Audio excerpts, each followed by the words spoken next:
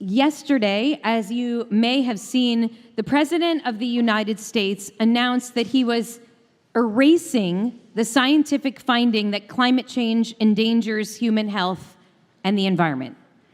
That he was erasing the scientific finding that climate change endangers human health and the environment. This, of course, despite decades of scientific evidence and undeniable proof that many of us have experienced firsthand that climate destruction is menacing our planet.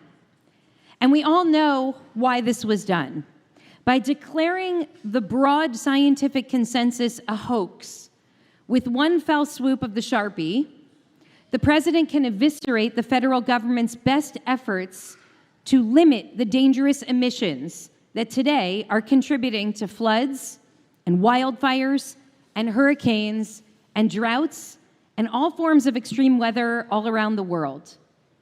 By lying about objective scientific realities, the path is cleared for a handful of people to make a tremendous amount of money. One must wonder, parenthetically, if their grandchildren will be able to trade their inherited trillions for a small private pocket of clean air. Perhaps they haven't yet realized that we are all inescapably part of the very same ecosystem here on Earth. I share this so bluntly with you this morning because I am worried about our planet. I'm worried about how my kids will raise their kids in a hotter and more wildly unpredictable and increasingly uninhabitable land. I'm worried about the planet, and I'm also worried about the truth. The last several Shabbatot, if you've been paying attention, we have witnessed some very high-impact storytelling. The book of Exodus is full of drama and intrigue, oppression, enslavement, plagues and split seas, and fiery revelation. But today, if you were paying attention, you will have noted a tone shift. Immediately following the miracles and wonders, the imminence and the transcendence, we read the following: Ve'ela hamishpatim asher tasim lifnehem. These are the rules and the ordinances that you should set before them. A sharp and perhaps unwelcome turn from the sacred to the mundane, from the sexy to the administrative. This is the part that the editor tries to strike from the manuscript, that David tries to strike from my sermon. Here are the laws, the rules, and the ordinances. If one person strikes another, if someone's ox gores a person, if someone leaves a pit uncovered so that their neighbor's animal falls into it, if someone steals, if you light a fire that spreads and damages someone else's property, if you borrow something from a friend and you break it, if you find your enemy's lost animal, there are rules and there are consequences. Why this shift? Because in order to translate the radical lessons of the Exodus, the commitment to human dignity, to freedom from oppression, to radical equality, we must carefully lay the building blocks of a just society. And so we journey from the fire and the thunder and the lightning and God's voice echoing through the desert canyon to dozens and dozens of laws detailing the building of a just society. And at the heart of those mundane prescriptions, again and again, we are warned to tell the truth. Midvar sheker tirchok, stay away from a lie. It's not just a command not to lie, but to distance ourselves from the lie, meaning a lie is so toxic, so undermining, so antithetical to the society that we're trying to build that we must avoid even the appearance of a lie. Unless the implications of that command are not completely clear, the Torah makes it so. Do not accept a false report. Do not associate with a dishonest person, even when everyone else does. Be like Rav Safra, the Talmud tells us in a story that my father would have hated. A man came to buy something from Rav Safra, but he was in the middle of his prayers, so he couldn't answer. So the buyer raised his offer once, and then twice, and 3 times, and Rav Safra remained silent.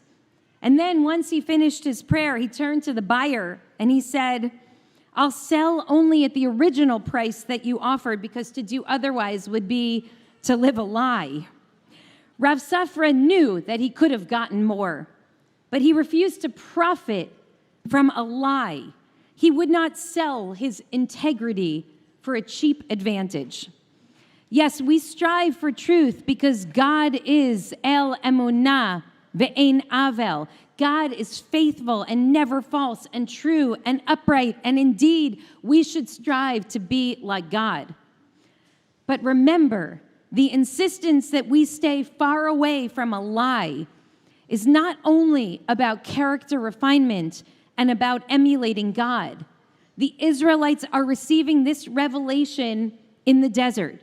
Their backs to Egypt, their faces toward Eretz Canaan, toward the land of promise. You cannot build a just society, the Torah is telling them and telling us, if you fail to honor the objective truth. Without the foundation of truth, you are bound to recreate the conditions of tyranny that you, through miracles and wonders, have just finally escaped. And so Rabban Gamliel will teach in Pirkei Avot, Al Shlosha Divarim Ha'olam Omed. The whole world stands on 3 things. Al Hadin, Ve'al Ha'emet, Ve'al Ha'shalom. The world stands on 3 things, on justice, on truth, and on peace. Because, make no mistake, there can be no justice and there can be no peace if we fail to tell the truth. Victor Klemperer was a Jewish German academic, and he spent every day from 1933 to 1945 keeping meticulous notes on what was happening to him, his family, his neighbors, his community, and his country in his diary. He desperately tried to capture as precisely as possible, in about 1,200 pages of testimony, what was happening as his world imploded and his life was threatened during those dark years. Klemperer believed that to tell the truth was nothing short of a moral duty. I want to bear witness. I want to record everything exactly as it is. To tell the truth, even when it endangers your parnassah, your livelihood, even when it may endanger your life.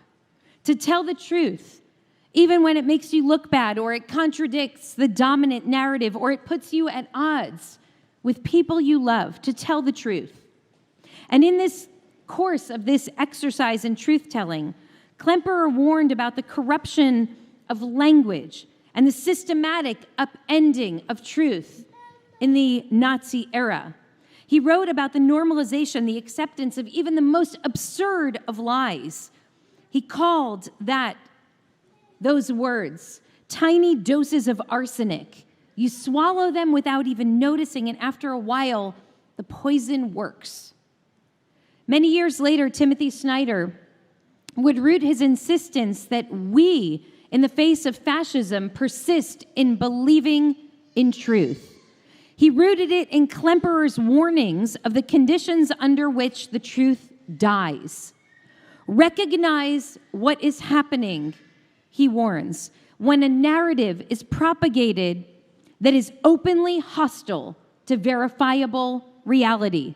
Like, for example, when a VA nurse is called a domestic terrorist, or a young mother who is desperately trying to drive away is accused of attempting to use her car to ram federal officers.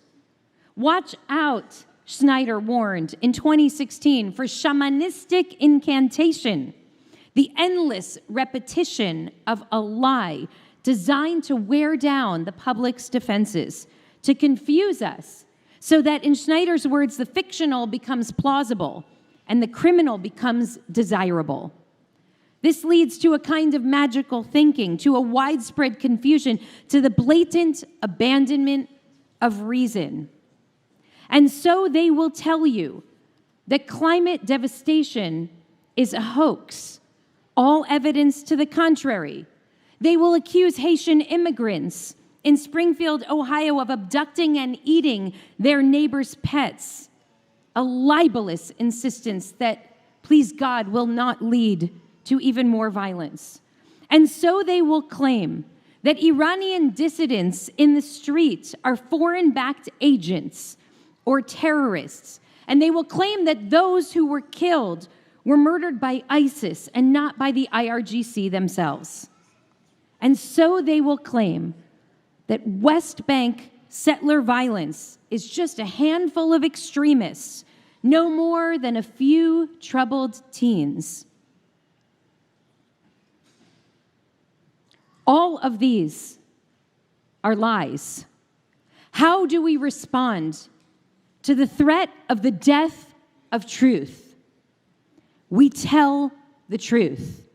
Now, telling the truth will not stop the machinery of cruelty. It will not save everything, but without the truth, there is only darkness. Alex Preddy's parents' letter broke my heart. I think it broke yours too. The sickening lies told about our son by the administration are reprehensible and disgusting.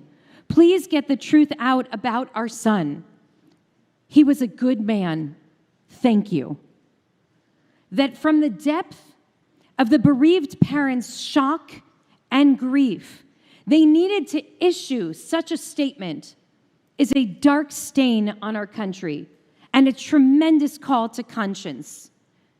And I wonder how many of you have had the realization these past few weeks that they would say the very same about you that they said about Keith Porter and Alex Preddy and Renee Good.